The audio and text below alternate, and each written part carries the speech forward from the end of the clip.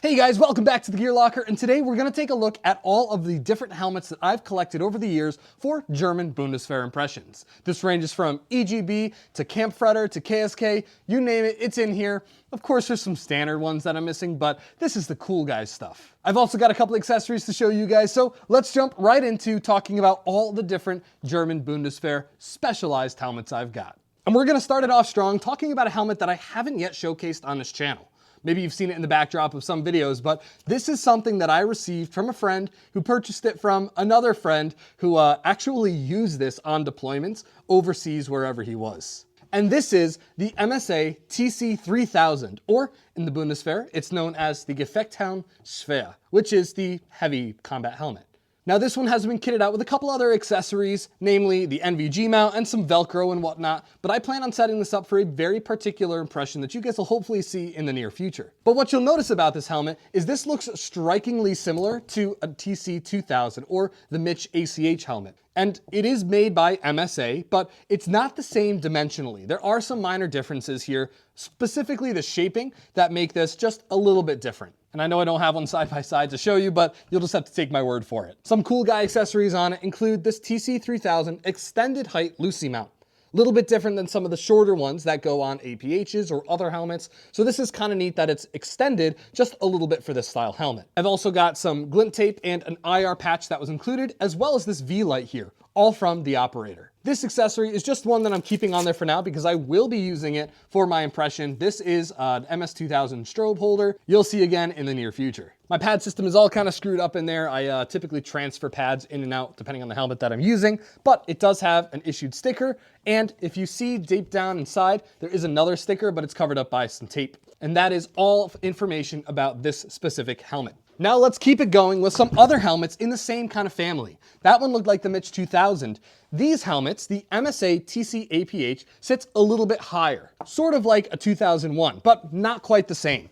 As you know, these helmets do have plenty of differences from the 2001, from the ear cutouts to the general shaping, and they kind of resemble a Pasget that is operator cut. But these helmets have been used by many units in the Bundeswehr. The KSK definitely made these some of the most iconic helmets of the time period, and that's why I love them, and that's why I have a couple of them. Now, they didn't all come from the Bundeswehr. In fact, this one originally came from someone that was in the French Foreign Legion, and he used this on his deployments in Mali. I, of course, modified this with my own paint job and German-style accessories. I have my TC APH style claw here, with the backing and the MS-2000 strobe, a Surefire helmet light, and some standard padding inside. I decided to replicate the stickers that are in here. This one was made in France in 2009. I think there's another sticker in here that I reproduced. I'm gonna have to find it though. I couldn't find it, but I think it might be in this one. If not, there's at least a spot for it. This one did use one of my replica stickers in here, and there is another sticker. This one is like, it looks like an aluminum plate in the real world, but I just replicated it with some minor bluing and coating. But this is what the original color would have been. Now, this original helmet is a Bundeswehr issued one, which is really cool. But the operator that had it before me modified with some NVG mount holes. So I had to fill those up, and it doesn't look the cleanest. But luckily, it does look kind of complete and not messed up once I have the Oakley style goggles in front of it. You've actually seen this in my KSK Breacher training video, which if you haven't already, go check that one out. It features some of the old school gear very well. I love that video. But this has the standard MSA padding in it and an OpsCore X nape, whereas on my other one, I opted to use an OpsCore H nape. No real difference. It kind of was preference. There is another style of padding that goes in these because these were originally meant to be freefall helmets. Correct me if I'm wrong in the comments, but I'm pretty sure that's what they were used for. And operators would just change them out for standard MSA and OpsCore internal parts. Now the next helmet, I would kind of call a cousin to these. They look kind of similar, but again, many differences because it is a different helmet. And this is the Zebra Armor U6 Sonic 3 helmet. This I picked up specifically to use with EGB impressions. One of the ones that you will see on this feature is Fallschirmjäger Regiment 26, and I'm really excited to showcase that. They did private purchase these helmets in a large quantity, so it does show up quite a bit there. But these are really, really cheap helmets. These were made by Zebra Armor in South Africa, and while they have seen a lot of use, they are really not the best. The pad system is okay. It's kind of squishy, kind of just your standard, and it does have this chin cup here. But as you can see, there is some paint chipping off of it already. In fact, just the outer shell is chipping off. These were really cheaply made, so I did have to do a once over with some paint. In fact, this helmet was actually originally black, but still a cool one that I wanted to show you guys. And now let's get into some of the cool guy helmets. These I'm gonna talk a little bit more about. The first one here is a helmet that you have no doubt seen on this channel, but I think it deserves kind of a once-over showcasing all of the ins and outs of it. And this is my Hexonia Speeser replica helmet. Now the Hexonia Speeser helmets are OpsCore helmets with souped up accessories. There's some additional Velcro on the back. There is these 3 spots of Velcro here, which I have done tutorials on how to do this. You have the 2 dots here and then what I call the unicorn strip, lovingly call it. It's kind of a cool look, but these are for a slap plate, so additional armor. Now, this one is not an original. In fact, I don't think I know personally anyone that has an original OpsCore Speeser helmet. These were only given to the Speeser unit guys, so you'll see them with KSM and KSK, and I'm not sure if any made it out. This is based off of an Evolution Gear reproduction. This is the standard OpsCore high cut helmet, not the Maritime, just standard Fast XP. And there's a ton of accessories on here, and I went as real as I could. So most of the accessories you'll see are actual OpsCore. I swapped out the VAS shroud for a real one, the side arc rails for legit OpsCore ones. All of the Velcro you see on here is real OpsCore stuff too. Stupid expensive for just some cool colored Velcro. On the inside, I have an OpsCore worm dial, which also did come standard with the Hexonia style helmets. And of course, in Gear.Locker fashion, I had to make my own Hexonia Speeser sticker. I pulled off a real picture of one.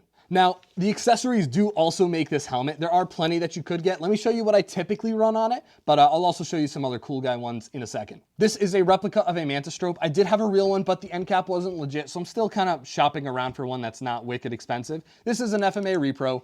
I do have a Princeton Tech MPLS light here. I really like this light. It is blue light, but it kind of just works for general things. If I'm looking at any maps or any documents really close to me, it's a great little light to have. On the back, I do have what looks like an OpsCore counterweight pouch, but it is not. This is one made by Telefunken for the NV33 system. So I have seen references of this style. Again, it's kind of hard to discern whether it's OpsCore or not. Originally, I did think it was, but this one is a legit issued one, issued in 2020. So German company, German brand, all that, copies the OpsCore, and I think it looks awesome on the back of the helmet. And the padding I have inside is standard OpsCore stuff that came. I opted to not use the full pad system, particularly this foam bit. I actually saved this from the Evolution Gear replica, but I just wanted to keep it a little bit lighter. I don't like all that foam in there. I feel like it really cinches down the helmet, even though this is a size large, so I opted to do it kind of skeletonized, bare bones. But this is the classic Hexonia Speeser helmet. I do have guides on how to make this kind of helmet, so definitely check them out after this video as well. And there are some accessories that I can throw on here, including the arc rail adapters here. I haven't opted to do it yet, but this is something that I definitely could do. NVG pieces like this Lucy mount with the OpsCore shroud adapter, and of course my Lucys. Helmet covers, like this one made by Hexonia. I do have this original one, which I did an awesome video comparing the Roman ones. I don't think he makes them anymore, unfortunately, but he did a fantastic job, which is why I picked up one of these in 3 farb, but this is one of the original ones in 5 farb.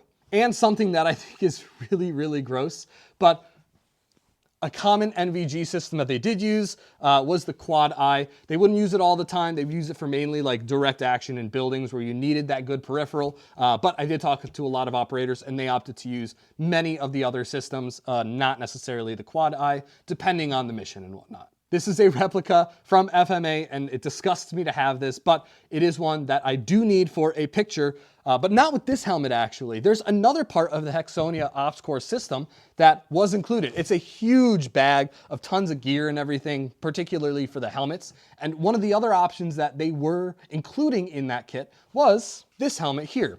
This is the OpsCore style bump helmet. Now again, this is not original. I literally need this for a picture. That's it. So I kitted it out to look like one that did come with there. Now, this isn't an armored helmet, it's a bump helmet. So what you'll notice is it doesn't include any of the pieces that would have a slap plate attached to it. It just has the additional Velcro in the back and the worm dial. This one is all replica. There's nothing legit on this. But this is, again, just basic. I need it for a picture.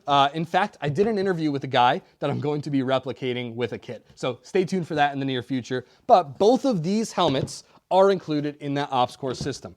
Kind of neat. This is by far my favorite of the two. It's the one I've used for multiple events and gameplay days and everything. This is just such a fantastic helmet setup. It's effective, it's functional, and it looks really cool because it's for an impression. Now, I've talked your ear off about all these different helmets. Let me know what your favorite was in the comments below, but also tell me what I'm missing. I definitely want to pick up one of the M92 helmets that you see with tons of standard infantry units and whatnot, even to this day.